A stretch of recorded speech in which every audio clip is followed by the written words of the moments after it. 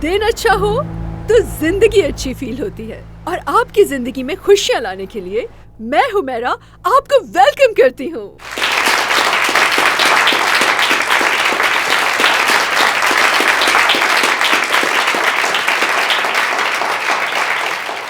मैंने बहुत मिस किया आप ऑडियंस और मेरे वो तमाम व्यूअर्स जो अपने घरों में बैठकर मेरा शो देखते हैं।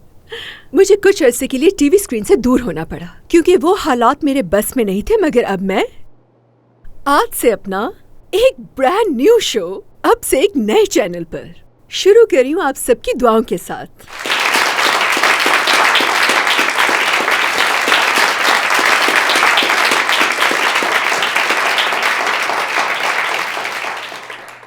आज का दिन मेरे लिए बहुत मुश्किल है, मगर मेरे लिए बहुत खास भी है। आज की एपिसोड मेरे करियर की सबसे अहम एपिसोड होने वाली है, जिसमें आप मेरे साथ होंगे।